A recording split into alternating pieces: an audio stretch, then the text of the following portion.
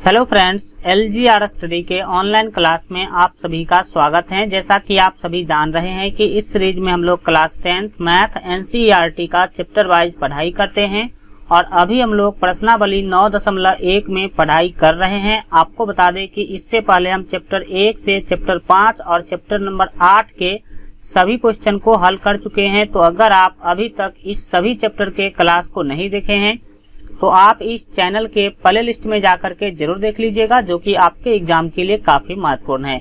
तो चलिए दोस्तों, आज का क्लास शुरू करते हैं। जैसा कि आप सभी जान रहे हैं कि अभी हम लोग जो है प्रश्नावली 9.1 में पढ़ाई कर रहे हैं और पिछले क्लास में इस प्रश्नावली का जो है 7 नंबर क्वेश्चन तक हम लोग जो है पढ़ाई कर चुके हैं।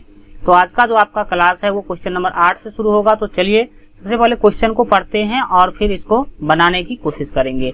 क्वेश्चन में बोला जा रहा है कि एक पेडेस्टल के शिखर पर एक 1.6 मीटर ऊंची मूर्ति लगी है।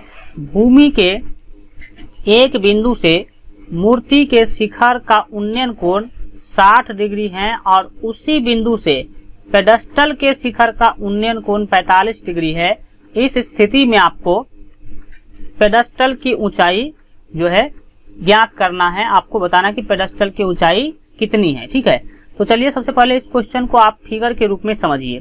क्या बोला जा रहा है कि एक पेडेस्टल है। तो देखिए पेडेस्टल क्या होता है, आप देखते होंगे इस तरह का चबूतरा टाइप से क्या किया जाता है, बना दिया जाता है। जैसे मान लीजिए ये आपका भूमि है, ठीक है, भूमि है तो इस पर इस तरह से चबूतरा टाइप का क्या कर दिया जाता है, बना दिया जाता है और इस पर तब क्या किया जाता है, मूर्ति लगाया जाता है। ठीक है, इस पर आपका मान लीजिए कि इस तरह से क्या किया जाता है, आपका जो है किसी भी भगवान का, देवी देवता का क्या किया जाता है, इस पर मूर्ति लगाया जाता है। तो अब इस क्वेश्चन में क्या बोला जा रहा है इसको समझिए। देखिए तो ये आपका जो है ये क्या है, पेडेस्टल है। नीचे जो आपका स्क्वायर टाइप का हमने बनाया वो पेडेस्टल है। इस पेडेस्टल के ऊपर, पेडेस्टल मींस जिसपे हमने मूर्ति को बैठाया वो है और इसके ऊपर जो है मूर्ति लगा हुआ है। तो देखिए क्वेश्चन को अभी यहाँ ही समझ लीजिए, तब हम इसको जो है आपके ज्यामितीय आकृति में बनाएंगे। एक पेडेस्टल के शिखर पर 1.6 मीटर ऊंची मूर्ति लगी है। मतलब जो मूर्ति है, ये जो मूर्ति की ऊंचाई है, मूर्ति की ऊंचाई है 1.6 मीटर। ठीक है, और बोला जा रहा है कि भूमि के एक बिंदु से, तो मान लेते हैं कि यही बिंदु है भूमि का, यहाँ से मूर्ति के शिखर का उन्नयन कोण। तो देखिए मूर्ति का शिखर तो ये है, मूर्ति का जो शिखर है, जो सबसे ऊपर वाला भाग होता है उसको शिखर कहते हैं। और यहाँ पर बोला जा रहा है कि भूमि के एक बिंदु से मूर्ति के शिखर का उन्नयन कोण 60 डिग्री है। तो देखिए मूर्ति का शिखर जो है ये है, सबसे ऊपर वाले भाग को हम शिखर बोलते हैं। तो ये जो बिंदु है, इस बिंदु से मान लीजिए कि मूर्ति के शिखर का उन्नयन कोण जो है कितना बोला जा रहा है, वो बोला जा रहा है 60 डिग्री। कितना डिग्री, 60 डिग्री जो है बोला जा रहा है। और फिर आगे बोला गया कि उसी बिंदु से, मतलब ये जो बिंदु है, इसी बिंदु से पेडेस्टल के शिखर का उन्नयन कोण। देखिए पेडेस्टल का शिखर तो ये है, सबसे ऊंचा जो भाग है, सबसे ऊपर वाला जो पॉइंट है पेडेस्टल का वो तो यही है। तो इसका जो शिखर का, शिखर मींस जो सबसे ऊपर का भाग का जो उन्नयन कोण है वो 45 डिग्री है। मतलब पेडेस्टल के शिखर का उन्नयन कोण ये होगा। तो ये जो है ये कितना डिग्री है, 45 डिग्री है। तो इस स्थिति में आपको बताना है कि पेडेस्टल की ऊंचाई कितनी है। पेडेस्टल मतलब ये जो ऊंचाई देख रहे हैं, इसी का आपको निकालना है कि ये कितना मीटर है। तो x मीटर मान लेंगे या फिर किसी तरह से इसको क्या करेंगे, सॉल्व करेंगे। तो क्वेश्चन फिगर के रूप में आप लोग समझ गए होंगे। ठीक है, अब हम इसको ज्यामितीय आकृति में त्रिभुज के टाइप से बनाते हैं, तो इसको समझने की कोशिश कीजिए। चलिए देखिए, अब हम इसको ज्यामितीय रूप में बनाएंगे तो क्या करेंगे सो समझिए। ये मान लीजिए कि आपका, ये पहले तो हम ले लेते हैं भूमि। ठीक है, ये आपका मान लीजिए भूमि है, यहीं पर ले लीजिए, कोई दिक्कत नहीं है। ये मान लीजिए कि क्या है, भूमि है। ठीक है, हल्का इधर से लीजिए ताकि उधर जगह बचना चाहिए। ये मान लीजिए कि आपका भूमि है और भूमि पर, ये जो भूमि है इस पर पहले क्या करेंगे, पेडेस्टल लगाएंगे। तो मान लीजिए यहाँ से ये जो है पेडेस्टल है। ठीक है, इस तरह से हम बना देते हैं, समझने की कोशिश कीजिएगा।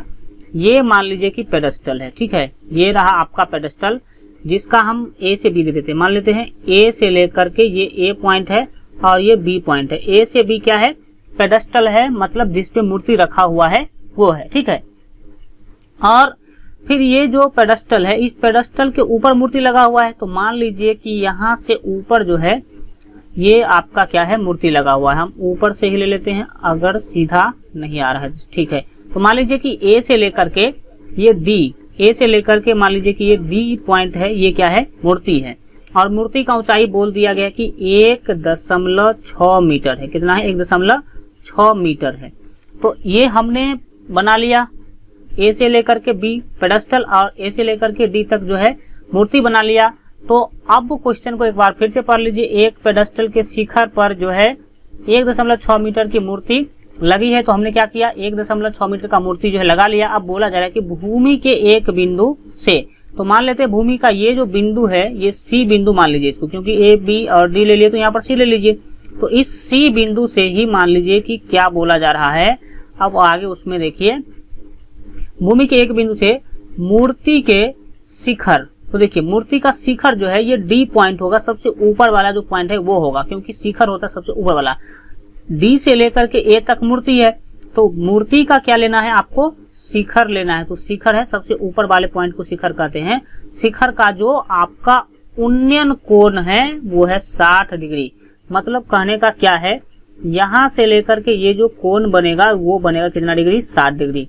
तो इस पॉइंट से जो आपका मूर्ति का शिखर है, ठीक है, उसका उन्नयन कोण कितना है, इसका उन्नयन कोण है 60 डिग्री। ऐसा क्वेश्चन में बताया जा रहा है। ये रहा आपका 60 डिग्री, ठीक है। और फिर आगे बोला जा रहा है कि उसी बिंदु से, मतलब ये जो सी बिंदु है उसी बिंदु से पेडस्टल के शिखर का उन्नयन कोण, तो पेडस्टल कौन है, देखिए ए से लेकर के बी है पेडस्टल, तो पेडस्टल का शिखर कौन होगा, ए पॉइंट होगा पेडस्टल का शिखर। शिखर मीन्स होता है सबसे ऊपर वाला भाग, तो सबसे ऊपर ए पॉइंट ही है, पेडस्टल का शिखर सबसे ए होगा। उसका उन्नयन कोण कितना है, 45 डिग्री। मतलब जब आप यहाँ से पेडस्टल का जो शिखर का उन्नयन कोण लेंगे तो वो कितना होगा, 45 डिग्री होगा। ऐसा क्वेश्चन में बताया जा रहा है। तो ये मान लीजिए कि क्या है, पेडस्टल का जो शिखर है इसका उन्नयन कोण कितना डिग्री है, ये रहा आपका 45 डिग्री। ऐसा क्वेश्चन में बताया जा रहा है। अब इस स्थिति में आपको क्या करना है, पेडस्टल की ऊंचाई ज्ञात करना है। पेडस्टल कौन है, ए से लेकर के बी है पेडस्टल, और इसी का ऊंचाई आपको ज्ञात करना है। तो चलिए कैसे ज्ञात करेंगे, फिगर तो आप लोगों ने समझ लिया होगा। देखिए इस चैप्टर के अंदर अगर ये फिगर जो आपका बन रहा है, अगर आप फिगर समझ जाते हैं तो आपको क्वेश्चन बनाने में कोई भी प्रॉब्लम नहीं होता है। चलिए इसको हल करते हैं। जब आप इस क्वेश्चन का हल कीजिएगा तो इसमें सबसे पहले आपको पता है कि फिगर के बारे में 1-2 लाइन लिख देना होता है। तो इतना लिख दीजिए ताकि क्वेश्चन समझ में आ सके। टीचर को, जो टीचर आपका कॉपी चेक करेंगे उनको क्वेश्चन समझ में आना चाहिए, फिगर समझ में आना चाहिए। तो देखिए ए बी क्या है, ए बी है पेडस्टल, तो लिख लेते हैं माना कि ए बी पेडस्टल है,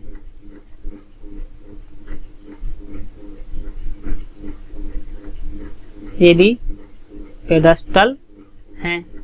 ए बी को हमने क्या मान लिया, पेडस्टल मान लिया। और जो आपका ए डी है वो क्या है, मूर्ति है। तो लिखेंगे एवं ए डी मूर्ति है, ए डी मूर्ति है।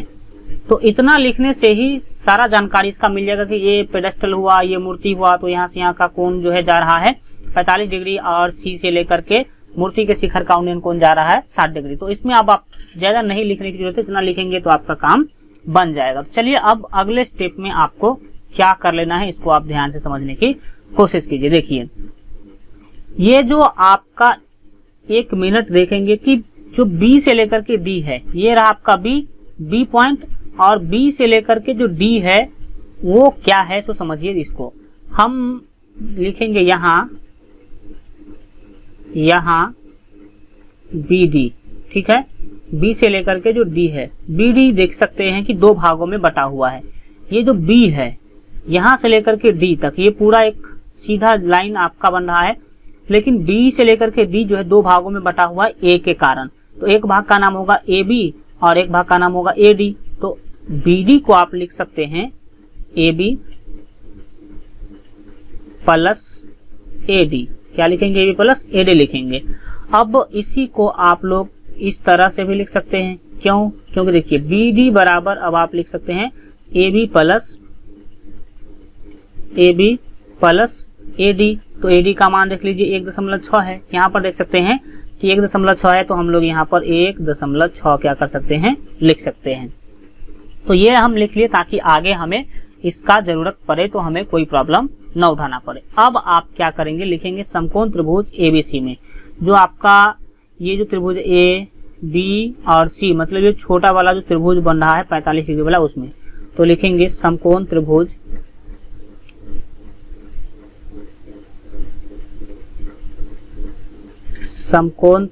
ABC में, त्रिभुज ABC में हम समकोण त्रिभुज ABC में क्या करेंगे? tan 60 डिग्री लेंगे। क्यों? ये जो आप समझ रहे हैं ABC यहाँ पर नहीं लीजिए, यहाँ पर पहले क्या करते हैं? बड़ा वाला ही त्रिभुज ले लेते हैं। तो इसको हम मिटा दीजिए। बड़ा वाला त्रिभुज क्या है? देख लीजिए BCD है। BCD ये जो बड़ा वाला त्रिभुज है उसको तो लिखेंगे समकोण त्रिभुज BCD में। किसमें? BCD में। BCD में हम लोग ले रहे हैं tan 60 डिग्री। कितना लेंगे?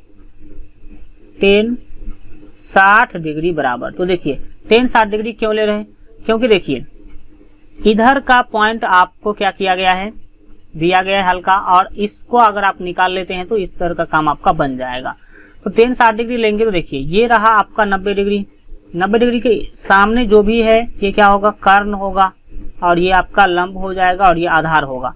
तो tan थीटा बराबर होता है लंब बट्टे कर्ण। तो लंब क्या है? BD है। B से लेकर के पूरे D तक क्या होगा? लंब होगा। तो लंब बट्टा कर्ण होगा। तो लंब का मान क्या देंगे हम लोग?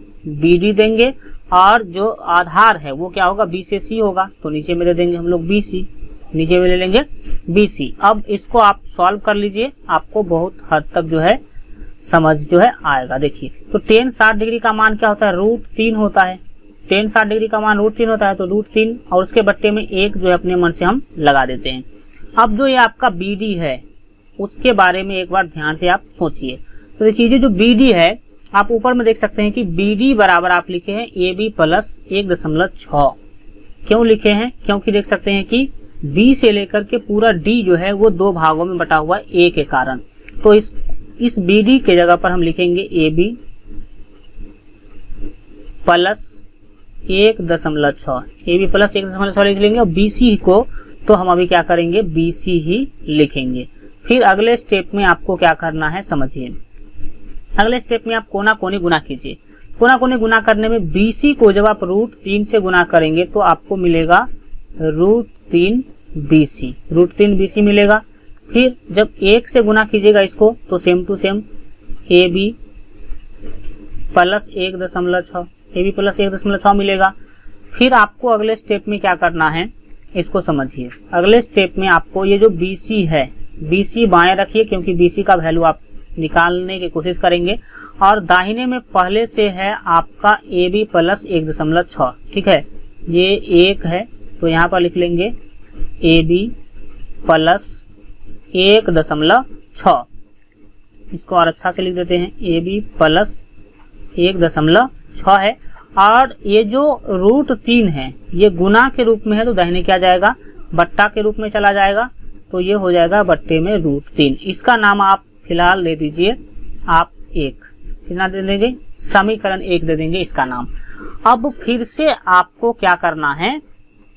फिर से यहाँ पर आपका देखिए रहा ये त्रिभुज, इसी त्रिभुज में आपको क्या करना है? लिखेंगे पुनः समकोण त्रिभुज ABC में। इस बार हम लेंगे ABC में, तो लिखेंगे पुनः समकोण त्रिभुज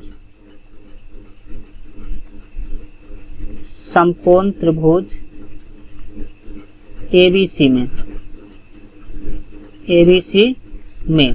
अब समकोण त्रिभुज ABC में क्या करेंगे उसको समझिए। देखिए ये रहा आपका A, B और C, ये जो 45 डिग्री वाला उसमें, इसमें हम क्या करेंगे? tan 45 डिग्री लेंगे। कितना लेंगे?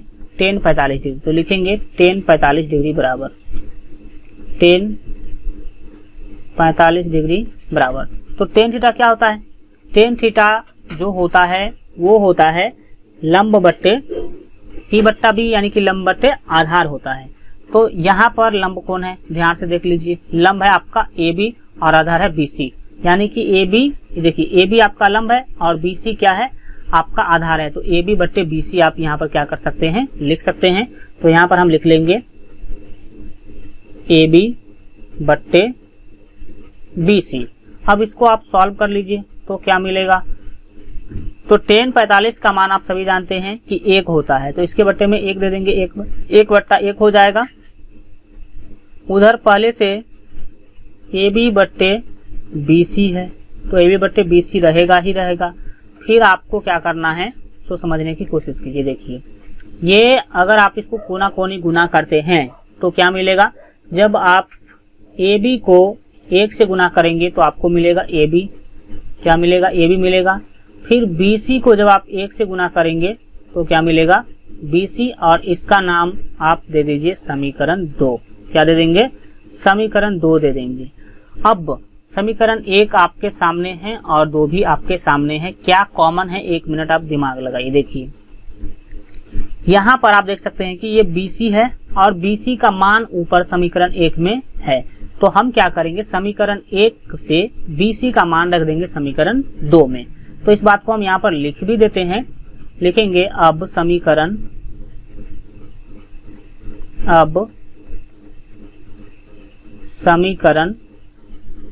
2 में, समीकरण 2 में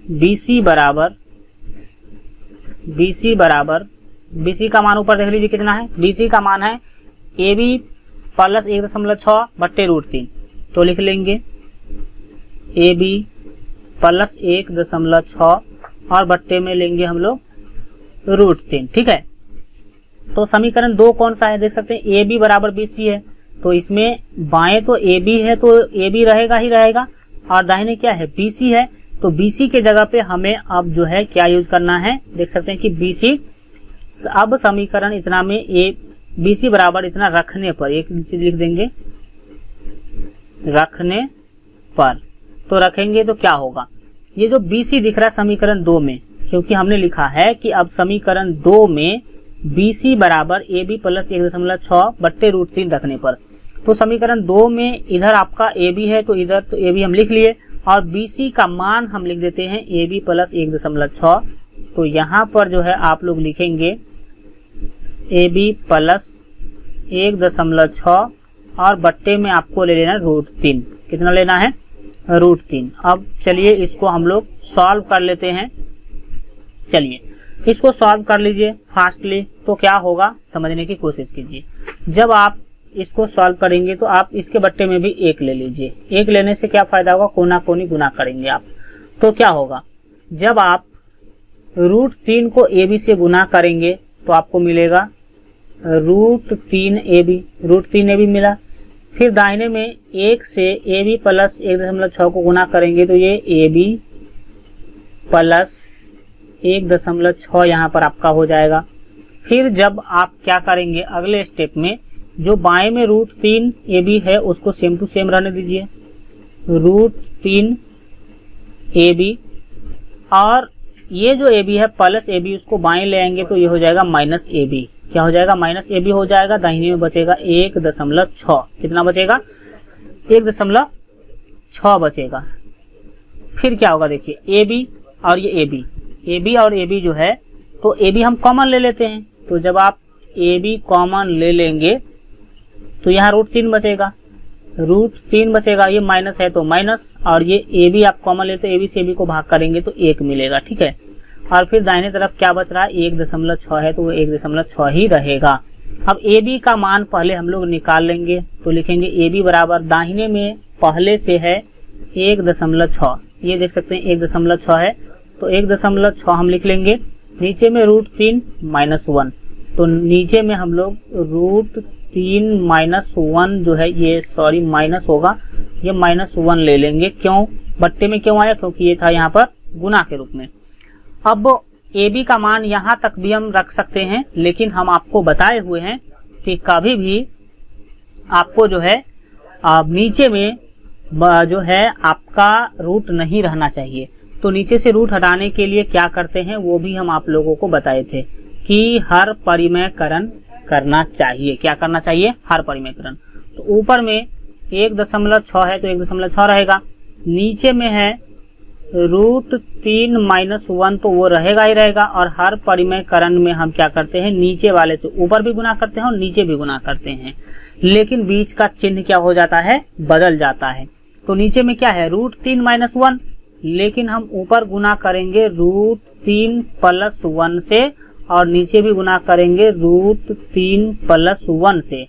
क्यों? क्योंकि जब हम हर परिमेयकरण करते हैं तो नीचे वाले के जो बीच में जो चिन्ह है उसको बदल देते हैं, तो ये माइनस है तो इसीलिए हमने प्लस करके गुना कर लिया है। अब आपको अगले स्टेप में क्या करना है समझिए। यहाँ पर अब आप क्या करेंगे, जो आपका 1.6 है ऊपर में उसको तो सिंपल 1.6 लिखना है और इंटू में है आपका √3 + 1। नीचे में देख लीजिए √3 - 1 इंटू √3 + 1 तो a² - b² हो रहा है। तो a² करेंगे तो √3 का स्क्वायर करेंगे तो आपको मिलेगा 3 माइनस b² तो b का मान 1 तो 1 का स्क्वायर क्या होगा, 1 ही होगा। फिर आप अगले स्टेप में क्या करेंगे सो देख लीजिए। देखिए यहाँ पर 1.6 है तो 1.6 रहेगा ही रहेगा और √3 + 1 है तो √3 + 1 रहेगा ही रहेगा। 3 में से जब आप 1 हटाएंगे तो नीचे बचेगा आपको 2 और जब 2 बचेगा तो क्या होगा समझिए। इस 2 से 1.6 को जब आप भाग दीजिएगा तो ये हो जाएगा आपका 0.8। कितना हो जाएगा, 0.8 हो जाएगा। ठीक है, अब 0.8 हो जाएगा तो अब आपका आंसर जो है कितना हो गया, इसको आप समझने की कोशिश कीजिए। तो यहाँ पर जो आपका फाइनल आंसर मिलेगा हम यहीं पर लिख देते हैं, आप लोग इधर भी लिखते हैं, यहीं पर लिख दीजिए, कोई दिक्कत नहीं इस स्टेप में। तो 0.8 √3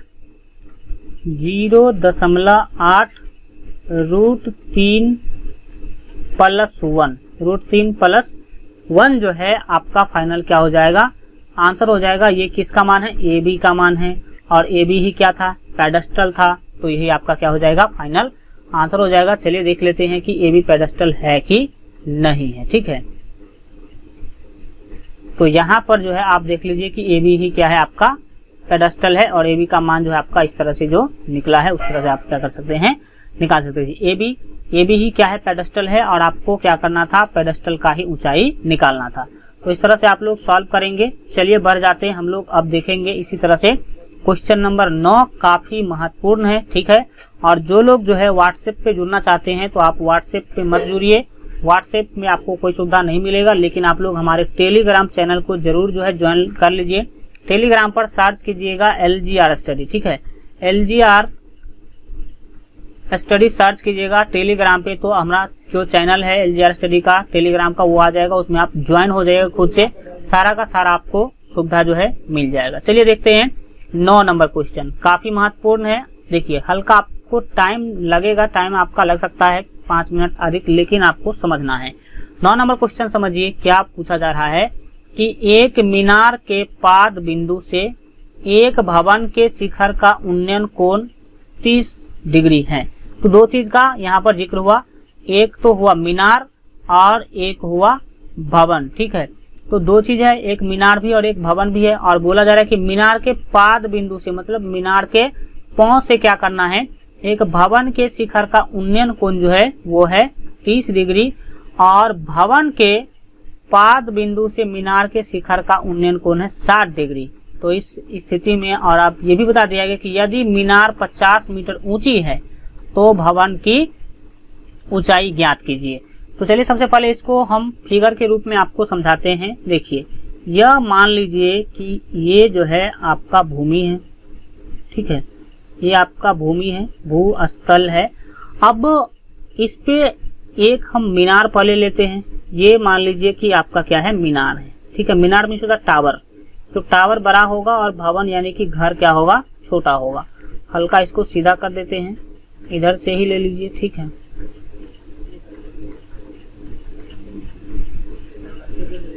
ये मान लीजिए कि आपका AB है और ये आपका मीनार है। ठीक है, मीनार मतलब टावर है, तो टावर बड़ा होगा हमेशा, और याद रखिएगा कि जो भवन होगा टावर से छोटा ही होगा। और यहाँ पर हम ले लेते हैं एक भवन, ठीक है, ये बना, आप मान लीजिए कि ये हो गया आपका भवन, ये जो है हल्का छोटा ही लेना है आपको, और इसका नाम दे दीजिए CD। C से लेकर के D जो है ये आपका रहा भवन, ठीक है। अब क्वेश्चन में क्या बोला जाए, तो आपने ये बना लिया भवन और ये बना लिया मीनार। अब क्वेश्चन में क्या बोला जा रहा है एक बार देख लीजिए। क्वेश्चन में बोला जा रहा है कि एक मीनार के पाद बिंदु से एक भवन के शिखर का उन्नयन कोण है 30 डिग्री। देख लीजिए, मीनार का जो पाद बिंदु ये है और भवन के का शिखर ये है, तो मीनार के पाद बिंदु से भवन के शिखर का जो उन्नयन कोण है वह जो है क्वेश्चन में बताया जा रहा है कितना डिग्री है, 30 डिग्री है। तो ये जो कोण होगा आपका वो कितना डिग्री का हो जाएगा, 30 डिग्री का होगा। कितने डिग्री, 30 डिग्री का होगा। आगे बोला जा रहा है कि भवन के पाद बिंदु से, तो भवन का पाद बिंदु कौन है, ये है D पॉइंट है भवन का पाद बिंदु, वहां से C जो है मीनार के शिखर का उन्नयन कोण है 60 डिग्री। यानी कि भवन के पाद बिंदु से मीनार के शिखर का जो उन्नयन कोण है वो है 60 डिग्री। यानी कि यहाँ से जब अगर आप उन्नयन कोण बनाते हैं आप मीनार के शिखर का, तो ये जो कोण बनता है वो बनता है 60 डिग्री। कितना डिग्री बनता है, 60 डिग्री बनता है। और आगे एक चीज और जो है दे दिया गया है, आगे दे दिया गया है कि मीनार 50 मीटर ऊंची है। जो मीनार है उसका ऊंचाई कितना है, 50 मीटर। तो मीनार हम किसको माने थे, मीनार हम आपको बताए थे कि ये भी क्या है, मीनार है, इसका मतलब इसका ऊंचाई है 50 मीटर। कितना मीटर है, 50 मीटर है। इतना करने के बाद अब हम लोग क्या करेंगे, इसको सॉल्व करेंगे। तो क्वेश्चन में आपने समझ लिया कि मीनार का ऊंचाई हो गया कितना, 50 मीटर। तो इस स्थिति में आपको क्या करना है देख सकते हैं, तो भवन की ऊंचाई ज्ञात कीजिए। भवन कौन है, C से लेकर के D है, तो C से D का आपको ऊंचाई ज्ञात करना। देख सकते हैं कि ये जो त्रिभुज बन रहा है CDB, ये वाला त्रिभुज, इसमें केवल थीटा 30 डिग्री दिया गया है। इसमें से कोई भी एक भी भुजा नहीं है। तो एक भी भुजा नहीं है तो हमें क्या करना होगा, एक भी भुजा, ये भुजा का मान, इस भुजा का मान और इस भुजा का मान, कोई भी भुजा नहीं है। तो इस स्थिति में अगर हम ये निकालना चाहे तो निकाल सकते हैं, क्योंकि आधार जो है दोनों त्रिभुज का एक ही है। तो ये जो भुजा है यानी कि B से लेकर के D तक, B से लेकर के D, यानी कि जो आधार है वो सेम है। तो हम पहले इसको निकालेंगे और फिर क्या करेंगे, इसको निकालेंगे। तो पहले जब आप इसका हल करते हैं तो आप सभी जानते हैं, पहले फिगर के बारे में एक दो लाइन हम लोग क्या कर देंगे, लिख देंगे।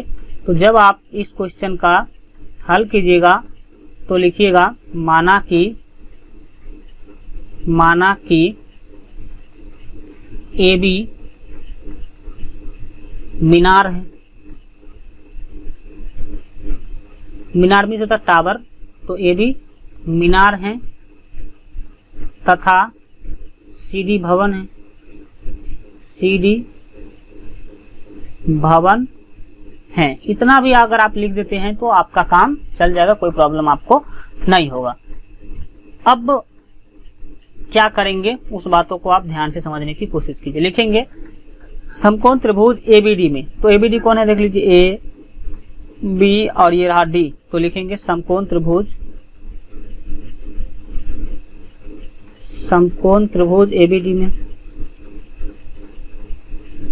ABD में हम क्या करेंगे, देखिए ये ऊंचाई है आपका, तो ऊंचाई दिया हुआ है और ये आधार है, तो आधार हम निकालना चाहते हैं।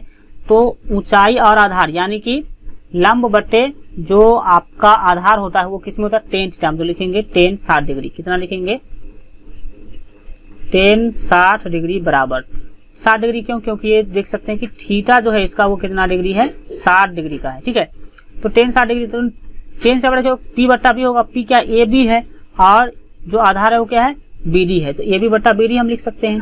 तो यहाँ पर हम लिखेंगे AB बट्टे BD लिखेंगे।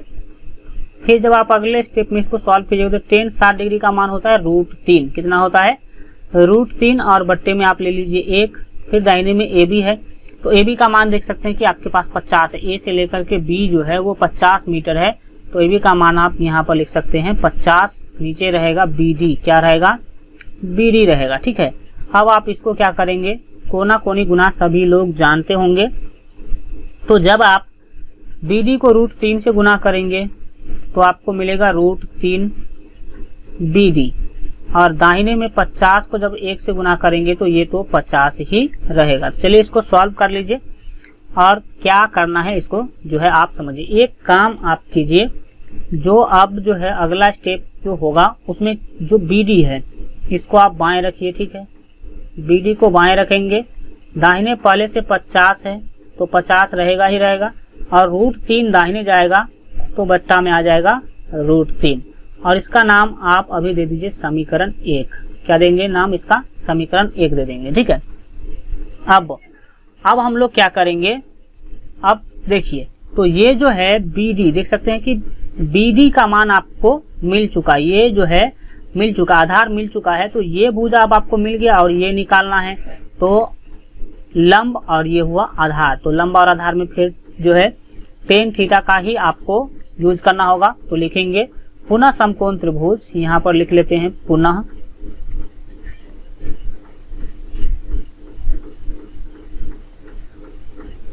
समकोण त्रिभुज।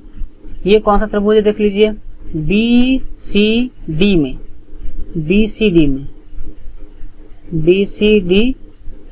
BCD में हम क्या करेंगे, tan 30 डिग्री का यूज करेंगे। तो लिखेंगे tan 30 डिग्री बराबर, ठीक है। तो tan 30 डिग्री क्या होगा, लंब बटे आधार होता है। तो लंब कौन है, इसमें 90 डिग्री यहाँ पर होगा, ये होगा 90 डिग्री। तो ये लंब होगा C से लेकर के D, तो CD ऊपर में आ जाएगा आपका CD, और नीचे में आपका आएगा BD। क्या आएगा, BD आएगा, तो नीचे में हम लोग ले लेंगे BD। और चलिए अब इसको सॉल्व करते हैं अगले स्टेप में। देखिए, तो tan 30 डिग्री का मान आप सभी जानते हैं 1/√3 होता है। तो 1/√3 लेंगे, दाहिने में आपका CD है। तो CD का मान तो अभी आपको पता नहीं है, तो CD का मान नहीं पता है तो कैसे इसको सॉल्व करेंगे। तो समझिए इसको हम सॉल्व कैसे करेंगे। यहाँ पर आप देख लीजिए कि जो CD है उसको आप अभी सेम टू सेम रहने दीजिए, CD, ठीक है। ये CD रहेगा, और नीचे में जो BD है इसको भी अभी हम BD ही लिखते हैं, फिर इसको हम सॉल्व करेंगे। या फिर आप देख सकते हैं, 1 मिनट आप समझिए, जो आपका BD है, ठीक है, ये जो BD है नीचे, BD का मान आप ऊपर से देख सकते हैं 50/√3 है। तो ये जो BD था उस BD के जगह पे, इस PD के जगह पे हम 50/√3 ले लेते हैं। कितना लेते हैं, 50/√3। क्यों, क्योंकि यहाँ पर हमें BD लेना था और BD का मान ऊपर 50/√3 है। तो अब आपको अगले स्टेप में क्या करना है, √3 को CD से गुना करेंगे तो ये मिलेगा आपको √3 CD, ठीक है। और 1 से जब आप 50/√3 को गुना करेंगे तो 50/√3 ही होगा, 50/√3 ही होगा। फिर आप क्या करेंगे, इसको समझने की जो है कोशिश कीजिए। फिर आपको इसे सॉल्व करने के लिए सिंपली आपको जो है करना क्या है, देखिए ये जो CD है, इस CD को हम सेम टू सेम क्या रख देंगे, अभी CD यहाँ पर लिख लेंगे। दाहिने में पहले से है 50/√3, 50 बट्टा कितना है, √3 है, 50 बट्टे है आपका √3। और जब आप इस √3 को दाहिने भेजिएगा तो बट्टा के नीचे जाएगा, तो यहाँ पर गुना के रूप में ये आ जाएगा √3, ठीक है। और इसी को आपको क्या करना है, सॉल्व कर लेना है। तो सॉल्व करेंगे तो क्या होगा, ऊपर 50 है पहले से, और नीचे √3 को जब आप √3 से गुना करेंगे तो ये मिलेगा 3, और 3 से 50 को जब भाग कीजिएगा तो ये मिलेगा 16.6, और 16.6 मीटर ही आपका क्या होगा, फाइनल आंसर होगा।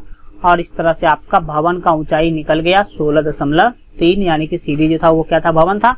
तो इस तरह से आप लोग इस क्वेश्चन को क्या कर सकते हैं, बना सकते हैं। चलिए आज के लिए इतना ही रखते हैं। आज का क्लास कैसा लगा कमेंट के माध्यम से जरूर बताइए। और मैट्रिक बोर्ड एग्जाम के बेहतर तैयारी के लिए अगर आप अभी तक हमारे मोबाइल ऐप को डाउनलोड नहीं किए हैं तो इस वीडियो के डिस्क्रिप्शन बॉक्स में आपको मोबाइल ऐप का लिंक मिल जाएगा, तो वहां से मोबाइल ऐप आप लोग जरूर जो है डाउनलोड कर लीजिए। और जो लोग टेलीग्राम चैनल सब्सक्राइब नहीं किए हैं तो व्हाट्सएप पे जो भी सुविधा आपको मिलता है सारा सुविधा आपको हमारे टेलीग्राम चैनल पर मिल जाएगा, क्योंकि टेलीग्राम एक व्हाट्सएप जैसा ही ऐप है जो लोग नहीं जानते हैं तो प्ले स्टोर से टेलीग्राम डाउनलोड कर लीजिए और उस पर सर्च कीजिएगा LGR study. LGR study search कीजिएगा तो वहाँ पर जो है टेलीग्राम सबसे ऊपर में चला जाएगा, मेरा जो चैनल है, और वहाँ से जाकर के आप लोग जो है डाउनलोड कर सकते हैं, उसमें ज्वाइन हो जाइएगा। ठीक है, ज्वाइन होने के बाद आपको सारा सुविधा मिलने लगेगा। चलिए मिलते हैं अगले क्लास में, तब तक अपना ख्याल रखिए और LGR स्टडी देखते रहिए।